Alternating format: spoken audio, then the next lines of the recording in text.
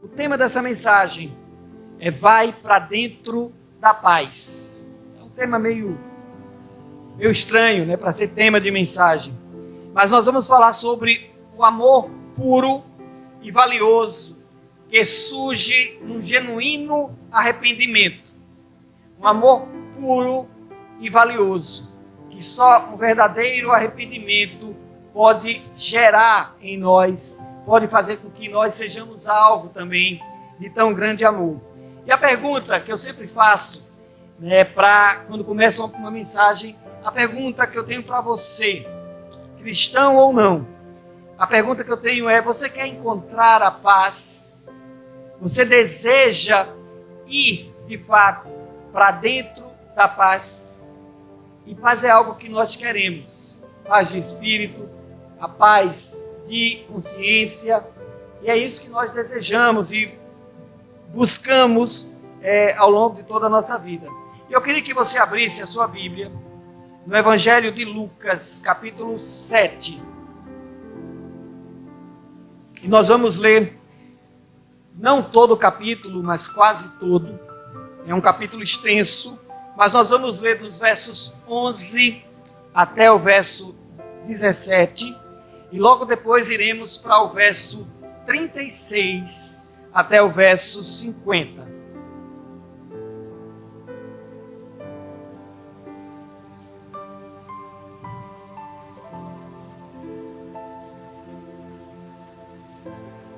Lucas capítulo 7, do 11 ao 17, e depois do 36 ao 50. Eu queria que você mantivesse a sua Bíblia aberta, enquanto nós estamos expondo as Escrituras, para que você possa compreender melhor o texto. Diz assim a palavra de Deus: em dia subsequente, dirigia-se Jesus a uma cidade chamada Naim, e iam com ele os seus discípulos e numerosa multidão. Como se aproximasse da porta da cidade, eis que saía o enterro do filho único de uma viúva, e grande multidão da cidade ia com ela. Vendo-a, o Senhor se compadeceu dela e lhe disse: não chores. Chegando-se, tocou o esquife, ou caixão, e parando com os que o conduziam, disse: jovem, eu te mando, levanta-te. Sentou-se o que estivera morto e passou a falar. E Jesus o restituiu à sua mãe. Todos ficaram possuídos de temor e glorificavam a Deus, dizendo: grande profeta se levantou entre nós, e Deus visitou o seu povo. E esta notícia a respeito dele divulgou-se por toda a Judéia e por toda a circunvizinhança. Agora, a partir do 36. Convidou um dos fariseus para que fosse jantar com ele. Jesus, entrando na casa do fariseu, tomou lugar à mesa. E eis que uma mulher da cidade, pecadora, sabendo que ele estava à mesa na casa do fariseu, levou um vaso de alabastro com unguento, e estando por detrás com os seus pés, chorando, regava-o com as suas lágrimas e os enxugava com os próprios cabelos. E beijava-lhe os pés e os ungia com o unguento. Ao ver isto, o fariseu que o convidara disse consigo mesmo: se este fora profeta, bem saberia quem e qual é a mulher que lhe tocou, porque ela é pecadora. Dirigiu-se Jesus ao fariseu e lhe disse: Simão, uma coisa eu tenho a dizer-te. E ele respondeu: dize-a, mestre. E Jesus continuou: sendo certo credor, tinha ele 2 devedores. Um lhe devia 500 denários e o outro lhe devia 50 denários. Não tendo nenhum dos 2 com que pagar, perdoou-lhe a ambos. Qual deles, portanto, o amará mais? Respondeu-lhe Simão: suponho que aquele a quem ele mais perdoou. Replicou-lhe: julgaste bem. E voltando-se para a mulher, disse a Simão: vês esta mulher? Entrei em tua casa e não me deste água para os pés. Esta, porém, regou os meus pés com lágrimas e os enxugou com os seus cabelos. Não me deste beijo. Ela, entretanto, desde que entrei, não me cessa de me beijar os pés. Não me ungiste a cabeça com óleo, mas esta, com bálsamo, ungiu os meus pés. Por isso te digo, perdoado-lhe são os seus muitos pecados, porque ela muito amou, mas aquele a quem pouco se perdoa, pouco ama. Então disse a mulher: perdoados são os teus pecados. E os que estavam com ele à mesa começaram a dizer entre si: quem é este que até perdoa pecados? Mas Jesus disse à mulher: a tua fé te salvou, vai-te em paz. Mantenha sua Bíblia aberta, para que você possa consultar esse texto. Meus irmãos, essa história é uma história que me toca muito. Eu, sem sombra de dúvidas, eu diria que é a história que mais me toca na palavra. Porque ela tem me ensinado muito ao longo de toda a minha vida cristã. E eu tenho algumas experiências pessoais ao refletir e a pregar esta palavra. E essa história, ela se passa em uma região próxima à cidade de Cafarnaum. E nessa região nós temos ainda outras cidades que são famosas e que são citadas na Bíblia, e com fatos narrados na Bíblia e que tem uma correlação com esse texto que nós acabamos de ler.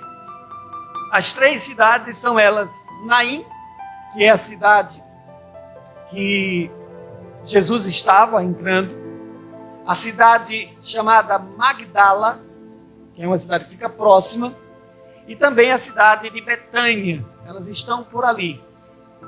E nós vemos, além dessas cidades, alguns personagens importantes nessa narrativa. E entre eles nós podemos citar a viúva, que estava triste, chorosa por conta da morte do seu filho, esta mulher pecadora e, claro, Jesus Cristo. E a gente cita essas cidades porque houve um episódio muito semelhante a este na cidade de Betânia. Está narrado ali em João capítulo 12, verso 3. Porém, lá em Betânia, o episódio aconteceu muito próximo à Páscoa e mais próximo ainda da crucificação de Cristo. E dentro dessa narrativa de Lucas, a crucificação ainda estava muito distante. E logo a gente deduz que são episódios diferentes, porque o personagem também, lá do segundo, era um personagem de nome Maria. Aqui a Bíblia não lhe dá nome. Essa mulher é uma das mulheres anônimas na Bíblia, e apenas diz uma característica dela, que é muito peculiar a todos nós, que ela era uma mulher pecadora.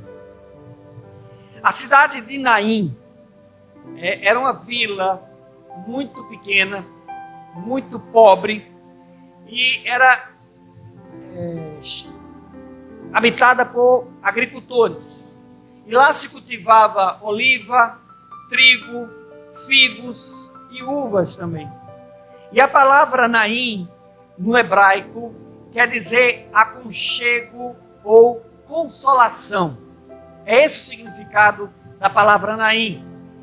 E com isso a gente pode deduzir, porque era uma característica, um costume judeu, dar nomes aos lugares e às pessoas com alguma característica, principalmente aos lugares. Eles olhavam para o lugar e destacavam algo do lugar e lhe davam um nome baseado naquelas características. E com isso a gente entende que, por se chamar aconchego ou consolação, Naim deveria ser uma cidade que seria bom de se morar, ou um lugar bom de se viver, justamente por ter nesse nome. E Naim ficava a exatamente um dia de viagem da cidade de Magdala, da cidade de Cafarnaum e de Nazaré, que foi o local onde Jesus cresceu com seus pais e seus irmãos. E a chegada de Cristo ali naquela cidade trouxe uma grande euforia ao vilarejo chamado Naim. E grande multidão acompanhava Cristo na sua caminhada, diz o texto. Porém, uma outra grande multidão acompanhava o caixão do filho da viúva. E essas duas multidões, elas se encontram. A que seguia Cristo e a que acompanhava o enterro. E eu queria que você soubesse que ser viúva naquela época era algo muito difícil. Se hoje já é difícil, imagina então nessa época do primeiro século. A viúva, ela não herdava os bens do marido. Ela não tinha direito aos bens do marido se ela não tivesse filhos. Se houvesse filhos, os bens do marido seriam herdados pelo seu filho, ou pelo filho mais velho. E se ela não tivesse filho, ela dependeria de uma lei chamada Lei do Levirato, que era onde um outro parente do esposo deveria assumi-la como esposa. A Bíblia aqui não diz se o marido tinha, porque certamente como ela já era viúva e não tinha marido, certamente não havia parentes próximos para poder assumir a essa mulher como esposa, né? E ao não ter filhos, ela ficaria numa situação economicamente muito difícil. Ela passaria a depender dos outros. Ela teria então que cumprir uma série de rituais para poder buscar um casamento novamente. E essa mulher não tinha tempo para isso. E, portanto, ela estava chorando pela morte do filho, mas também chorava, certamente, pela situação que ela ficaria, né, tendo tudo aquilo que tinha herdado pela família do seu esposo. E certamente ela ficaria ali pedindo esmola. A gente pode lembrar aqui de uma viúva na Bíblia, é uma viúva pobre, que Jesus vai elogiar a oferta que ela dá. Ela dá algumas moedas e era tudo que ela tinha. Ali está narrado em Marcos capítulo 12, verso 42. E o texto diz que a fama de Jesus foi crescendo, né? E ao encontrar o cortejo do velório, do caixão, ninguém naquela segunda multidão pediu para que Cristo curasse ou pediu a Cristo ou intercedeu a Cristo pelo menino, pelo rapaz. Ele já era morto. Não havia mais jeito para o seu caso. Porém, Cristo, quando olha para aquela situação e que se encontram ali na entrada da cidade, Cristo se compadece daquela mulher, daquela viúva. E no verso 13 do texto que nós lemos, diz que Jesus olha para ela e diz: mulher, pare de chorar. E a ressurreição do filho trazia de volta para aquela mãe a sua vida de volta. Ela ressurgia socialmente à medida que o seu filho ganhou novamente vida. E ao ressuscitar aquele rapaz, todo o povo da segunda multidão, juntamente com aquela que acompanhava Cristo, começa a glorificar. Deus visitou o seu povo, diz o verso 16. E Cristo ali foi chamado de o grande profeta. Porém, ao chamá-lo de grande profeta, esse povo ainda não reconheceu que Jesus era o Filho de Deus. E essa notícia, diz a Bíblia que nós acabamos de ler, que se espalhou por toda a Judeia e por toda a vizinhança.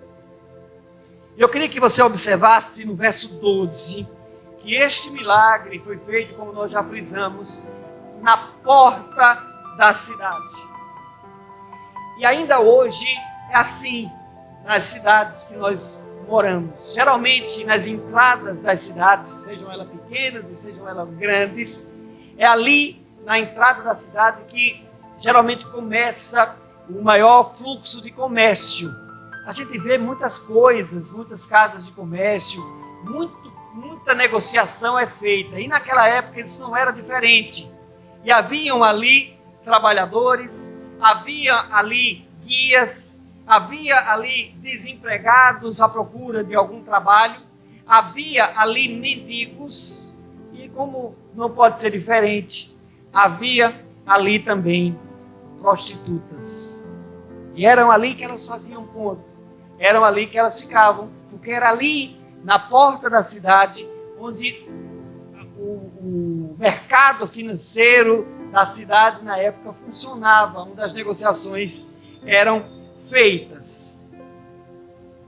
E diz o texto, meus irmãos, que nós lemos a partir do verso 36, que ainda nessa cidade, Jesus recebera o convite de alguém muito importante nessa cidade. E esse alguém era Simão, que era um fariseu. A partir do verso 36. Diz que Simão o convidou para jantar com ele. Era noite. E Jesus tivera uma agenda muito cheia durante aqueles dias em que esteve ali na cidade de Naim. E Jesus, nos versos 18 até o 35, que nós não lemos, mas está aí na sua Bíblia aberta, Lucas vai narrar que nesse período, entre a ressurreição do rapaz e o convite para ir jantar na casa de Simão, Jesus foi interrogado por alguns discípulos de João Batista, e esses discípulos vão até Jesus perguntando se eles deveriam esperar um outro profeta, um outro Messias, ou se Jesus era o Messias esperado. Foi essa a pergunta que João fez. E a resposta que Jesus envia para João, através dos seus mensageiros, diz a João o seguinte: anunciai o que vocês têm visto e ouvido, e bem-aventurado o que não achar em mim motivo de tropeço. O motivo que Jesus envia a João, que diz esse texto de 18 a 35, é que ali Jesus havia dado vista a cegos, ali Jesus havia dado, consertado aleijados, Jesus havia feito, além desse milagre da ressurreição, curado doenças, e é essa notícia que ele diz a João: vai e diga a João que os cegos veem, os surdos ouvem, aleijados andam. Mas eu queria que você pensasse comigo o que motivou a Simão a fazer um convite a Jesus. Poderia ter sido a curiosidade apenas, mas quando a gente olha para essa possibilidade, a gente vê que a fama de Jesus já era grande, ela corria por toda a vizinhança, e ele podia, se fosse apenas curiosidade, consultar o povo a respeito de quem era Jesus. E as suas notícias, as suas curiosidades seriam satisfeitas. Ele poderia ter convidado Cristo em função de um respeito que ele teria àquele jovem mestre, aquele jovem rabino. Mas quando a gente olha para o texto que nós lemos, a gente vê que não houve respeito que motivasse esse convite, porque ele não cumpriu. Quando Cristo chega na sua casa, ele não cumpre as regras de etiqueta da época. Ele não lhe proporciona água para que se lavasse os pés, ele não lhe dá azeite para que ungisse a sua cabeça, e ele também não o recebe com um beijo, como era costume, quando alguém recebia um convidado muito ilustre. E Simão não fez nada disso. E com isso a gente pode deduzir que não havia respeito para com o seu convidado. E a terceira hipótese é que talvez, por justamente conhecer a fama de Jesus, ele quisesse pegar Jesus em alguma falha na lei. E ele era o chefe da sinagoga, e ele tinha um conhecimento muito grande da lei. E a intenção, talvez, é que ele quisesse pegar Cristo em alguma falha para acusá-lo de cometer alguma blasfêmia contra Deus, ou contra Moisés, ou contra a lei. Talvez tenha sido essa a intenção. Eu queria que você não confundisse esse Simão com Simão Pedro, que era o apóstolo Pedro, com Simão o Zelote, com Simão o Cirineu, com Simão o Curtidor, ou ainda com Simão o Leproso. São vários homens na Bíblia que têm esse nome de Simão. Esse era Simão, um fariseu. Ele não era um membro do sinédrio judeu. Ele ficava em Naim. Talvez fosse um fariseu influente em Jerusalém. Provavelmente Simão tinha já observado, ou vinha observando Jesus há algum tempo. E ao tê-lo ali na sua cidade, ele achou propícia a hora para uma entrevista com Cristo. Há um livro muito famoso que eu li alguns anos atrás. O título desse livro é O Julgamento de Jesus. E esse escritor chamado Gordon Thomas, ele era um grande historiador judeu, e ele vai dizer que esse Simão, ele era um jurista versado na lei e em todas as suas sutilezas. E ele conta um episódio, que esse Simão participou de um julgamento de um proprietário de terras e de casa em Cafarnaum. E diz que ele defendeu esse homem por matar um ladrão que invadira a sua casa à noite. E o crime que esse homem estava sendo acusado era de assassinato de um ladrão. Nada mais atual, né? Essa questão de ter arma em casa e estar armado em casa. E Simão livrou esse homem de ser preso, de ser condenado, porque havia na lei uma brecha. E Simão vai dizer que alega para libertá-lo que esse homem não poderia ser condenado por um assassinato, porque o crime havia sido realizado à noite e não à luz do dia. E quando os judeus foram consultar a lei, realmente havia essa brecha, e assim o seu cliente foi livre da condenação. Isso está lá nesse livro que eu falei, na página 52. Então ele não sabia se esse ladrão estava armado, se estava sozinho, e simplesmente atira, mata esse homem, com alguma arma, e é condenado. E aí esse Simão livra esse homem da prisão, conforme esse historiador que eu digo. Nos versos 37 e 38, aparece o segundo personagem dessa história, que é essa mulher pecadora. E diz: eis uma mulher da cidade pecadora, lhe regava os pés.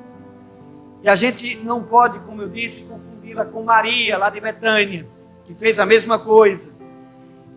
A tradição vai dizer que essa mulher talvez fosse Maria Madalena, da cidade de Magdala. Por isso que eu citei isso no começo. Mas a Bíblia vai dizer muito claro que uma mulher da cidade. Então a gente entende que a tradição talvez esteja equivocada, mas essa mulher talvez não fosse Maria Madalena, porque ela morava em Naim. Era uma mulher da cidade. E a última cidade citada na qual Cristo estava era a cidade de Naim. Portanto, não poderia ser Magdala, por mais próximo que fosse. E essa mulher não era uma visitante, porque ela era uma mulher da cidade. E diz o texto que é uma mulher pecadora, lhe regava os pés. Porém, quanto ao fato de ela ser uma prostituta ou ser uma pecadora, isso é bem evidente. Porque uma vez que o texto fala que ela enxugava o perfume com os cabelos. E havia uma característica das prostitutas naquela época, que apenas as mulheres prostituídas, elas andavam com seus cabelos à mostra. As mulheres que não eram prostitutas, elas cobriam os seus cabelos, elas cobriam o rosto com véu, mas apenas essas mulheres andavam com seus cabelos soltos à mostra. E diz que quando ela entra na sala, que ela começa a enxugar as lágrimas, enxugar os pés de Cristo, ela enxuga com seus cabelos. E só essas mulheres, as meretrizes, andavam com os cabelos soltos. E para ter uma reputação duvidosa, como o próprio Simão diz, né, que ela era uma mulher pecadora, ela deveria ser, no mínimo, né, para ficar por baixo, uma mulher que fora repudiada por algum ou por um suposto marido. Não há consenso entre os comentaristas sobre isso. Porém, o que importa é, Cristo havia ressuscitado o filho de uma viúva na entrada da cidade, e isto gerou naquela pequena vila um burburinho tremendo, né, numa pequena aldeia, como eu já falei, e durante o dia Jesus ainda fez outros sinais, conforme está no verso 21 do texto que você tem em mãos. E partindo do suposto, ou levando em consideração que essa mulher era de fato uma prostituta, não é precipitado, portanto, que a gente conclua que ela presenciou ao menos a ressurreição do filho da viúva. Porque, como eu disse no começo, onde é que as prostitutas ficavam? Nas portas e nas entradas da cidade. E é muito provável que ela tenha contemplado a ressurreição do filho daquela mulher. Ela contemplou um milagre de Cristo, admirou-se por ter em sua frente um homem como jamais ela tinha visto e creu que aquele homem era o verdadeiro profeta e não um grande profeta como bradava a multidão. E diz o texto no verso 38 que ela leva um presente. E o presente estava dentro de um vaso. E era um vaso importante, um vaso precioso, um vaso de alabastro. E alabastro era uma pedra translúcida que era usada para fazer recipientes para os perfumes mais caros. E por ser uma pedra cara, os vasos de alabastro não eram lá tão grandes. Talvez eles tivessem aí algo, segundo esse historiador, algo entre 10 e 20 centímetros de altura. E eles eram longos e tinham um gargalo fininho, né, que era para ser quebrado e usado de uma vez só. Porque por ser pequeno, a quantidade de perfume também era pequena. Por isso que eram os perfumes mais caros. Era algo semelhante às ampolas de injeção que o farmacêutico quebra e usa todo o conteúdo de uma dose única, numa única aplicação. E era muito caro o vaso e muito caro o perfume que era dentro desses vasos. E era muito caro para que uma simples prostituta o possuísse. O que nos faz concluir, segundo o historiador Gordon, é que ela talvez se tornou rica, ela foi enriquecida. Talvez ela fosse o que nós chamamos hoje de uma prostituta de luxo, né? Porque ela era talvez uma mulher bonita e talvez ela tivesse muitos clientes e prestasse muito dos seus serviços. É o que nós podemos deduzir segundo esse autor. E ele diz ainda nesse mesmo livro, ela era uma meretriz a quem sempre voltavam. Os clientes traziam-lhe seda da Arábia, joias do Egito, especiarias da Índia, e fez fama suficiente para dobrar o preço dos seus serviços, enriquecendo-se. A gente não vai aqui deduzir se isso é verdade, mas é muito provável que seja algo semelhante ao que esse autor diz. E aqui a gente vê um outro personagem, a partir de agora, que surge nessa história. E esse personagem, ele dá um veredicto para essa mulher. Ele olha para ela e diz assim, no verso 39, se esse homem fosse profeta, ele bem saberia. Se esse homem de fato soubesse das coisas, ele saberia. E a expressão, este homem, julgava tanto a Cristo, de quem ele desconfiava, e julgava também aquela mulher, de quem ele tinha certeza quem era ela. E ele estava mesmo certo em não lhe ter dado as etiquetas, né? Eu acho que esse homem, ele é um falastrão, ele é uma fake news, né? Como a gente fala isso. Ele não é lá esse verdadeiro profeta. Eu acho que eu fiz bem em não honrá-lo. Porque se esse homem fosse de fato profeta, como a multidão gritava lá fora, esse homem saberia quem é essa mulher, que ela é pecadora. E talvez Simão pensasse consigo mesmo que ele estava certo nas suas desconfianças. Cristo era de verdade um impostor, mais um impostor. E acredito que naquele momento apenas o barulho do choro daquela mulher se ouvia dentro daquela sala.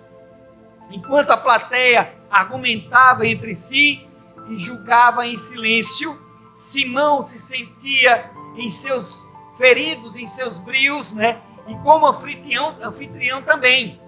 Ele dizia, como é que uma prostituta, uma mulher pecadora, ousa entrar na minha casa, ousa presentear o meu convidado e ainda ficar prostrado aos seus pés, tocando-lhe, pondo-lhe as mostras dos cabelos. E ainda mais, ele se sentia ofendido, não apenas por aquela mulher, mas também com a postura conivente de Cristo com aquela mulher pecadora, com aquela oferta, e está aceitando e recebendo aquela oferta. E aí você pode pensar, afinal, o que levou Cristo a aceitar aquela oferta? O que levou Cristo a aceitar aquela oferta daquela mulher? E você pode se perguntar, afinal, o que levou aquela mulher a ousar e a ter coragem de entrar na casa de Simão? Porque todos a conheciam, todos sabiam quem era ela, todos sabiam quem era Simão, e que coragem foi essa que fez com que essa mulher quebrasse todos os protocolos e entrasse, invadisse a casa do fariseu. No verso 40 até o 43, Jesus, que é aquele que lê o texto e lê o contexto, que lê os corações dos homens, que lê pensamentos e que sabe o que se passa dentro da alma humana, Jesus olha para Simão e lhe conta uma parábola e diz no verso 43 até o 40 até o 43, diz assim, Jesus Cristo ao fariseu: Simão, certo credor, né, tinha 2 devedores. Um lhe devia 500 denários e o outro 50. Não tendo nenhum dos 2 com quem pagar, perdoou-lhe a ambos. Qual destes, portanto, o amaria mais? Respondeu Simão: suponho que aquele a quem ele mais perdoou. Replicou-lhe Jesus: você julgou bem, você raciocinou corretamente. E com esta parábola, Jesus fez então a sua autodefesa, e com esta parábola Jesus tranquiliza a mulher. Com esta parábola ele mostra a Simão que ele conhece a mulher, que ele conhece a sua história, que ele conhece a sua vida de pecados e que ele conhece a sua condição presente, o estado em que ele estava ali naquele momento. E ele mostra também que ele é onisciente ao responder aos pensamentos de Simão, porque a sua crítica Simão fez em pensamentos. Diz o texto que ele pensou consigo mesmo: se esse homem fosse profeta, bem saberia quem e qual é a mulher que ele tocou, porque ele é pecadora. Está no verso 39 do texto que nós lemos. E aí ele mostra que Cristo ali é de fato o verdadeiro profeta. E a grande lição da parábola que Cristo conta para Simão é que quando alguém tem a real consciência de ter sido perdoado, o amor transborda em seu coração. Em outras palavras, apenas quem compreende a grandeza do perdão que recebe, ou do perdão que recebeu, entrega em amor aquilo que tem de mais precioso e de mais valioso. Mas afinal, o que levou aquela mulher a invadir a casa de Simão? E a resposta que eu tenho, lendo a Bíblia, interpretando esse texto que nós acabamos de ler, é que essa mulher, ela teve fé ao crer naquele que operava os sinais, ao crer naquele que fazia com que os cegos vissem, com que o jovem daquela viúva fosse ressuscitado, que ele fazia isso com o poder vindo do alto e que ele era de fato o Filho de Deus. Seu coração fervia de amor por aquele que lhe abrira os olhos e lhe salvara e lhe perdoara de todos os seus pecados. E nós podemos afirmar isso com toda certeza, sem medo de errar, porque quando aquela mulher entra naquela casa, ela entra não mais como uma pecadora, mas ela entra como uma mulher que crê. Ela tinha consciência de que naquela casa estava alguém que era maior do que Simão, de que naquela casa estava alguém que podia lhe perdoar os seus pecados e salvá-la daquela condição de pecadora que ela vivia. E o veredicto agora quem dá é Cristo. Nos versos 44 até o 48, ele olha para Simão e diz: não me deste água, não me deste beijo, não me ungiste. A recepção que Cristo recebeu de Simão, ela fora fria, fora condescendente, com desprezo. Ela foi mal educada, descortês. Porém, a recepção que Cristo teve daquela mulher pecadora, ela foi calorosa, ela foi cheia de contrição e foi sincera. E uma vez, em vez de água para os seus pés, a gente vê que aquela mulher lhe deu lágrimas como forma de arrependimento. Em vez de beijo no rosto, aquela mulher deu-lhe muitos beijos nos pés como símbolo de gratidão. Em vez de azeite de oliva barato, aquela mulher derramou precioso e fragrante perfume de um vaso de alabastro nos seus pés. Foi essa a recepção que aquela mulher deu a Cristo. Jesus olha para Simão e diz: não me deste água, não me deste beijo, não me ungiste. Cristo aqui inverte os papéis. Ele diz: Simão, que se considerava justo, que se considerava um homem perdoado, e olhava para aquela mulher como pecadora, sem perdão. Jesus mostra que por falta de amor, é Simão que prova não ter sido perdoado. Jesus, ao mostrar que Simão estava sendo preconceituoso, estava ali demonstrando que em seu coração não havia amor e nem havia perdão. E Cristo atenua, ele é educado quando diz ao dono da casa: pouco se perdoa. E eu queria que você refletisse comigo: existe pouco perdão? Existe pouco amor? Cristo, como foi convidado, ele foi muito educado com seu anfitrião. Cristo deu-lhe o que chamamos de um tapa sem mãos, ou um tapa de luvas de pelica. Simão entendeu a mensagem.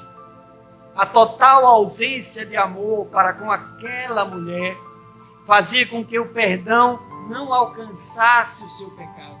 Simão olhava para ela de um olhar superior. Ele olhava para aquela mulher com um olhar que apenas a religião é capaz de fazer com que nós tenhamos. Um olhar que se acha acima dos outros, um olhar que se acha acima da média, um olhar que se acha superior justamente por ser religioso. E ele ainda ouviu do mestre outra mensagem: você é mal educado, você não serve para receber amigos. Além de dizer que não sabe amar, Cristo ainda olha, passa na sua face de que ele é um péssimo anfitrião, de que ele não sabe receber amigos ou receber convidados. O veredicto de Jesus nos versículos 49 e 50 se encerra quando ele olha para aquela mulher e diz: perdoados são os teus muitos pecados. O que a mulher já sabia em princípio, agora é confirmado. Ela apenas transbordou de genuíno amor como consequência do seu arrependimento verdadeiro e do perdão que ela havia recebido.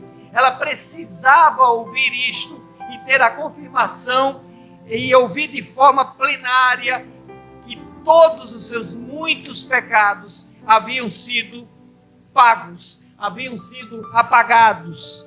Ele dissera isto em voz alta, não apenas para que a pecadora ouvisse, mas para que todos à mesa soubessem que ela foi perdoada. Falou com a mesma autoridade com que ressuscitara o filho da viúva anteriormente. Jesus a despede e a abençoa com paz.